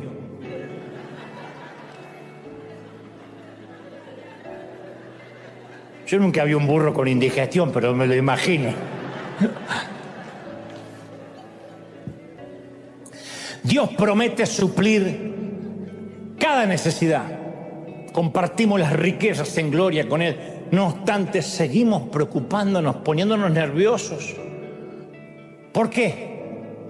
A mí se me ocurren al menos un par de razones, 2. Primero, no sabemos de nuestra herencia, no sabíamos. Nadie nos ha contado lo que dice Efesios 1:19 acerca de la súper eminente grandeza de su poder para con nosotros los que creemos. Nadie nos ha dicho de ese depósito de poder. Nos han dicho frasecitas empoderadoras, pero eso no es hacer un depósito. Nadie nos ha dicho que peleamos desde la victoria, no por la victoria. Hay algunos que pelean contra el diablo como si el diablo nunca hubiese sido vencido. Cuando la serpiente, que tipificaba el diablo, le habló a Eva, se supone que tenía patas o alas, porque parte de la maldición fue: sobre tu vientre te arrastrarás. A la mujer le dijo que iba a traer a luz con dolores de parto, pero la maldición que vino para la serpiente: sobre tu vientre te arrastrarás, por lo cual, si leemos lo que no está escrito, significa o que tenía patas o que tenía alas. Y ese es el estado y el lugar y el nivel que Dios puso al diablo hasta la fecha, arrastrado. Entonces cuando alguien dice: el diablo está sobre mí, o sea que estás recontra arrastrado. ¿Para qué lo subiste? Déjalo donde Dios lo puso, arrastrado, vencido en la cruz del Calvario. Consumado es. Vencido. Josué tendría razón para haber dicho: no puedo. Al menos 3 millones de razones tenía. Según el censo del libro de Números, había 601.730 hombres. 601.730 hombres con 20 años o más, sin contar los levitas. Cuando Josué asume, si asumimos que 2/3 partes de estos hombres tenían esposa y mínimo 3 hijos, porque no había Netflix ni mucho para hacer en el desierto, el número se acerca a casi 3 millones de hebreos. Estamos hablando de la misma cantidad de habitantes que tiene, por ejemplo, Buenos Aires, según el último censo, todo Buenos Aires. 3 millones de hebreos inexpertos. Podían pelear contra serpientes, contra tormentas de arena, pero traspasar los muros de Jericó, ¿de verdad? ¿Guerrear contra los bárbaros sanguinarios del otro lado? ¿Really? ¡Oh, qué bilingüe que estoy! Metí una palabra. Yo tengo poquitas palabras en inglés, pero le digo con una fonética perfecta que dice este tipo, ¿sabe? Of course. Fereceos, eteos, cananeos, amorreos. Para nosotros son nombres raros solamente. Para estos hombres les provocaban miedo, pavor. En el corazón hebreo les entraba pánico. En resumen, excusa número 1, Moisés está muerto. Excusa número 2, mi pueblo es inexperto en asuntos de batallas. Son beduinos, gitanos del desierto, que no son guerreros. Número 3, a la gente como nosotros, los cananeos se los comen en el desayuno. Sin embargo, antes que Josué pudiera categorizar sus miedos, Dios le dio una sola razón para tener fe. Ahora pues levántate y pasa este Jordán, tú y todo el pueblo, a la tierra que yo te doy. A la tierra que yo te doy. Alguien tiene que creerlo, a la tierra que yo te doy. ¡Aleluya! Lo diré otra vez. A la tierra que yo te doy. No la tierra que podría darles. No la tierra que deberían conquistar. No la tierra donde tienes que probar de qué estás hecho. No la tierra que debes ganar, la tierra que debes confiscar, rentar o comprar. La tierra que yo les doy. O sea, la transacción ya había ocurrido. La tierra ya había sido transferida. La conquista era un hecho consumado. La tierra que yo te doy. A Josué se lo estaba enviando a tomar la tierra que ya Dios le había dado, a recibir la tierra que Dios ya había tomado. Como yo os he entregado, como se lo había dicho a Moisés, dijo Dios, todo lugar que pisare la planta de tu pie, todo. No nos olviden de este detalle que no es menor. Los hebreos eran nómades. No eran dueños ni siquiera de un terreno fiscal o de un baldío. Eran nómades, indocumentados técnicamente, porque no pertenecían ni a Egipto ni habían llegado a ninguna tierra prometida. Llegaba la migra, no quedaba nadie. Sin embargo, por un decreto divino, recibieron el título de la tierra de sus sueños. Tal como lo había prometido, Dios le dio la herencia. Los muros de Jericó cayeron, los nómades sin hogar se convirtieron en colonos, una nación que había vivido 4 décadas en el exilio comenzó a forjar un futuro en los montes cananeos, construyeron granjas, aldeas, viñedos. La victoria fue tan completa que el historiador escribió en Josué 21:43: de esta manera dio Jehová a Israel toda la tierra que ya le había jurado darle a sus padres, y la poseyeron y habitaron en ella. Y Jehová le dio reposo, descanso, alrededor, conforme a todo lo que le había jurado a sus padres. Ninguno de todos sus enemigos pudo hacerle frente jamás, porque Jehová entregó en sus manos a todos sus enemigos, no a algunos, a todos. No faltó palabra de todas las buenas promesas que Jehová había hecho a la casa de Israel, y dice al final, todo se cumplió, todo. No algunas cositas, otras, todo se cumplió. ¿Estamos recibiendo esta palabra, sí o no? La segunda razón, la que yo creo, por la cual algunos no viven en victoria, es porque no creen en la herencia. La primera es que no saben, la segunda es que no creen, que ese fue el problema de los antepasados de Josué. No creyeron que Dios les iba a dar la tierra. Los días de victoria de los hebreos pudieron haber comenzado 4 décadas antes. Los 40 años por el desierto no estaban en el plan inicial de Dios. De hecho, Dios aludió a la promesa que le había dado a Moisés cuando se lo dijo a Josué. Le dijo, yo os he entregado como se lo había dicho a Moisés. Todo lugar que pisare la planta de vuestro pie. Uno cree que esa fue la promesa que Dios le dio solo a Josué. Dice, no, yo se lo había dicho a Moisés. Yo te voy a entregar a ti y a tu pueblo todo lugar que pise la planta de tu pie. En otras palabras, yo le hice esta misma oferta al pueblo de Moisés y no lo creyeron. Prefirieron el desierto. Ay, no, somos como langosta. Hay gigantes muy grandotes. Caramba, que vieron los milagros en alta definición. Los milagros que vieron los hebreos fueron en HD. ¿Vieron cómo los tiburones se comieron a los egipcios cuando el mar se cerró?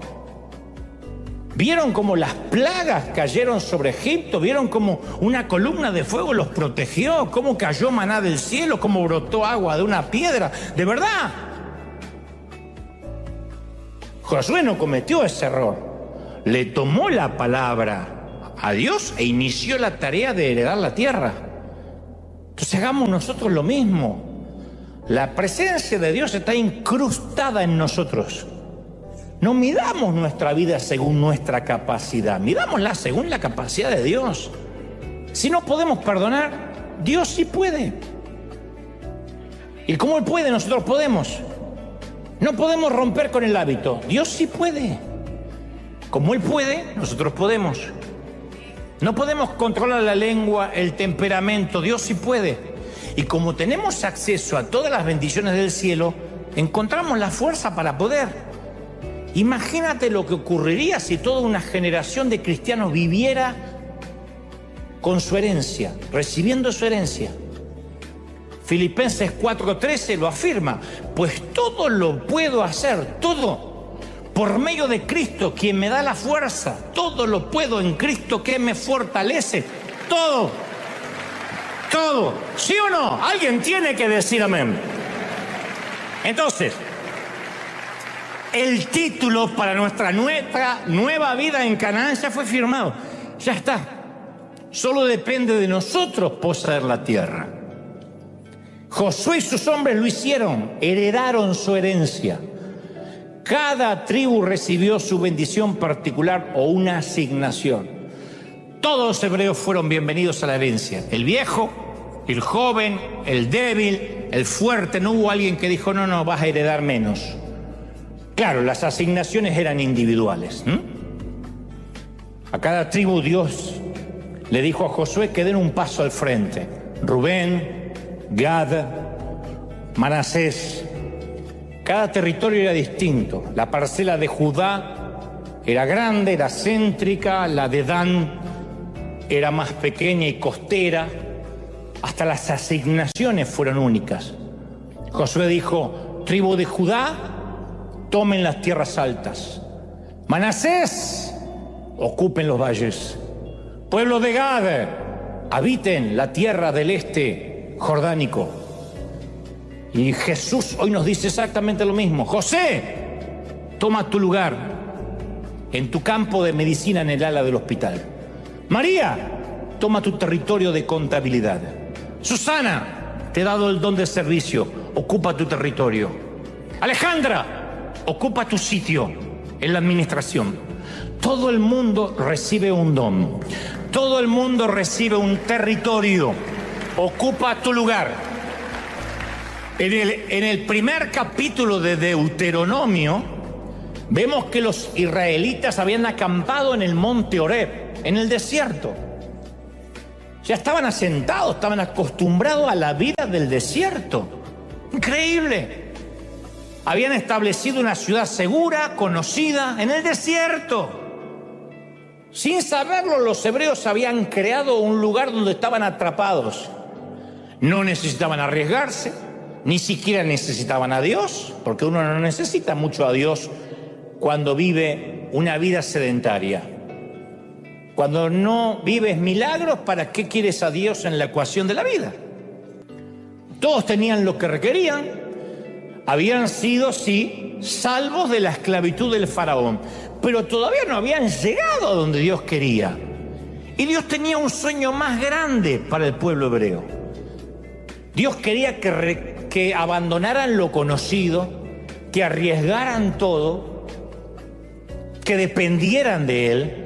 Así que les habló y le dijo en Deuteronomio 1:6, ustedes han permanecido demasiado tiempo en este monte. Y yo te voy a decir la misma palabra de parte del Señor. Ya has permanecido mucho tiempo en ese mismo monte. Dile al que está a tu lado, muévete del monte. Pero no te lo voy a decir. Te lo voy a decir yo. Muévete del monte, mijo. Muévete del monte, ternurita. Ya has estado mucho tiempo ahí. Y esta exhortación de abandonar el desierto o el mismo monte, no se trataba de abducirlos y llevarlos directo y sin escalas al cielo. Pero a veces lo que interpretamos, y así salimos a evangelizar con la premisa de que Canaán se trata solo y necesariamente del cielo. Por eso siempre trato de hacer, al menos el torpe intento, de redimir la palabra más famosa de toda la cristiandad, evangelización, que es una palabra que ha sido secuestrada, tomada como rehén, incomprendida y la mayoría de las veces mal utilizada. En su dialéctica, en su etimología, ha sido mal utilizada. Los cristianos es como que acampamos cómodamente en el desierto, construimos nuestra propia ciudad religiosa a kilómetros de distancia de la tierra prometida. Y sin casi darnos cuenta, desvirtuamos la idea de lo que significa la tierra prometida. Y entonces cuando le predicamos a un inconverso, le predicamos lo mismo que creemos. Usted tiene que saber lo que le va a pasar cuando va a morir. Es lo único que le decimos. ¿Está listo para morir? Le decimos al carnicero, ¿está listo para morir a la carne? Siempre ese fue nuestro método de evangelización durante años. ¿Qué va a pasar cuando se muera? ¿Sabe dónde se va a ir? Y por eso, a veces en lugar de amar, de comprometernos con los perdidos, solo le decimos, si murieras hoy, ¿tú sabes dónde irías? La base de la evangelización escatológica es esa. Tienes que esquivar el infierno y asegurarte el cielo. La motivación de salvarlas es que no ardan eternamente en el infierno. Escrituralmente es correcto. Yo no estoy diciendo que eso no es correcto. El que tiene a Cristo se va al cielo, el que no tiene a Cristo se va para abajo. Eso es así. Eso no cambia, no lo estoy poniendo en duda. Pero lo que digo es que para predicar eso, ni siquiera hace falta involucrarnos ni amar a nadie. El que se quiera salvar, que se salve, y el que no es su rollo. Entramos al hospital y decimos, ¿quién se está por morir? Que levante la mano, acepte a Cristo, se vaya para el infierno. Ya está, ya predicamos. Esa versión de la evangelización está completamente enfocada en un miedo al infierno y ofrecer a Jesús como boleto de escape. Entonces, de algún modo no somos evangelistas, somos vendedores de seguros de vida. Compren nuestra póliza evangélica, que podrá cobrar en el caso que se muera. Llame ya. Ahora, convengamos, todos creemos en el cielo, ¿sí o no? De hecho, todos quienes tenemos a Cristo queremos vivir eternamente en el paraíso, en la nueva Jerusalén. Pero no nos podemos olvidar que hasta tanto lleguemos hasta el cielo, Jesús nos ofrece alegría abundante. Entonces, ¿por qué muchos viven con tristeza abundante? Pero yo aprendí que cuando Dios define una promoción, para Él promovernos no es subir un peldaño más, subirnos un peldaño más en la escalera. Promovernos es acercarnos más a nuestro llamado. A lo mejor, en términos religiosos, subir un peldaño más en la escalera es estar más visible, cantar, tocar la música, predicar. Pero lo que Dios llama subir un peldaño es transformarte en un hombre de oración, en una mujer de ayuno, en alguien que sirve, en alguien que transforma, en alguien que siembra. Entonces, no permitas que alguien te promueva o te ascienda si eso te aleja de tu llamado. Porque lo que el hombre a veces hace es alejarnos de nuestro llamado. Gálatas 6:4 dice, presta mucha atención a tu propio trabajo, porque entonces tendrás satisfacción de haber hecho bien tu labor y no tendrás que compararte con nadie. Y Jesús insistió mucho en esto. No sé si a usted se le escapó el chiste o la ironía de Jesús, que cuando después de la resurrección Dios le da a Pedro una misión específica. Y Juan 21:21 relata que Pedro responde señalando a Juan. Y dice, Señor, ¿y qué va a pasar con este? Y Jesús le contestó bien hispano. Si yo quiero que él viva hasta que yo regrese, ¿a ti qué te importa? Tú sígueme. ¿Qué cuerno te importa? Vayan a buscarlo, ahí está. ¿Y con este qué va a pasar? ¿Qué te toca dar explicaciones? Sígueme, Peter.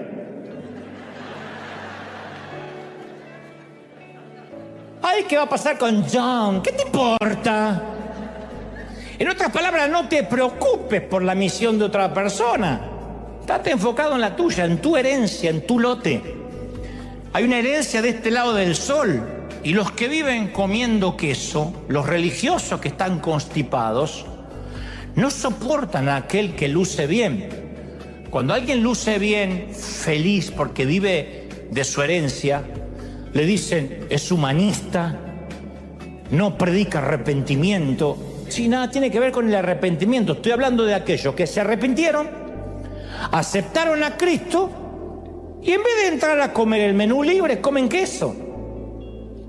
Yo estoy hablando de aquellos que se arrepintieron de sus pecados, pero después empiezan a pagar las cuotas mensuales de lo que Cristo ya pagó completamente en la cruz. ¿Por qué la gente se carga con un mortgage que no tiene que pagar? No es ofensivo. Si yo te regalo una casa, te digo, está completamente paga, y en 10 años te vuelvo a encontrar y me dice que llevas 10 años pagando lo que yo ya pagué, digo, o eres... iba a decir estúpido, porque queda feo. O no me escuchaste. Somos herederos con Cristo en los bienes de Dios. Herederos con Cristo en los bienes de Dios. Y lo que Dios le dijo a Josué, nos lo repite a nosotros. River, yo te entregaré todo territorio que pongas el pie, como se lo prometí a Moisés. Todo lugar que pise la planta de tu pie. Pero hay que tomar posesión de la tierra. Tenemos que disponernos a recibir lo que Dios nos da. Todo lo que necesitamos es entrar a nuestra tierra prometida, caminar en fe, aunque no veas, caminar en fe. Así que vamos a caminar, gente, a marchar, se ha dicho, a terminar el año marchando en fe, diciendo, está bien, yo creo en el cielo, pero quiero encontrar la porción que me pertenece en la vida, acá, de una bendita vez.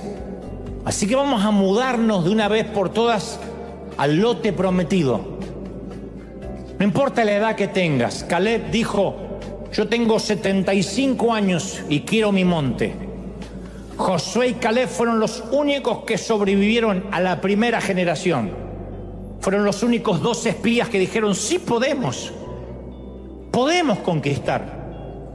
Se tuvieron que comer 40 años junto con los otros incrédulos. Pero después de 40 años Josué dirigía la nación y Caleb todavía estaba ahí. Y Caleb dijo, tengo 75 años, tal era mi fuerza antes, tal es mi fuerza ahora. Lo que estaba diciendo es, yo puedo estar más senil, más gagá, la próstata no me funciona, necesitaría un Viagra, pero ¿sabes?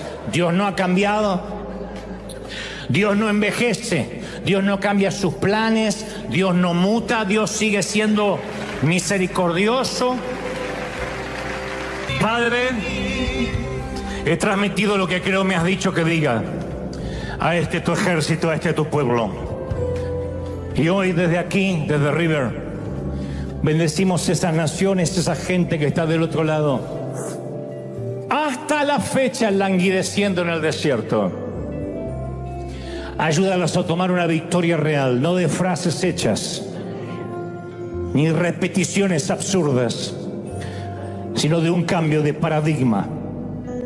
Que todas las cosas sean hechas nuevas, que la vieja vida quede atrás, que la victoria sea parte de nuestro folclore, parte de nuestra rutina. Vencer, vencer, vencer. No nos libres del mundo, como tú dijiste, sino ayúdanos a creer que tú has vencido al mundo. Saber que uno tiene que reclamar la promesa de que el enemigo está vencido, que en la cruz todo fue hecho. Tomamos esa herencia y pertenecemos al 10% o más de ese grupo de cristianos que vive en victoria, preocupados en luchas, pero sabiendo que la victoria vendrá. Y si no viene de este lado del sol y viene en la eternidad, aún así no cambiará nuestro ánimo. Nos aprendemos a contentar, aprenderemos a estar alegres en ti. Bienaventurados, todo lo podemos en Cristo que nos fortalece. Amén, amén y amén. Gloria a Jesús. Dios te bendiga. Hasta el domingo que viene. A mudarse, gente. A cambiar la dirección postal. A Canaán. Bye. Bye. Bye. Bye. Bye.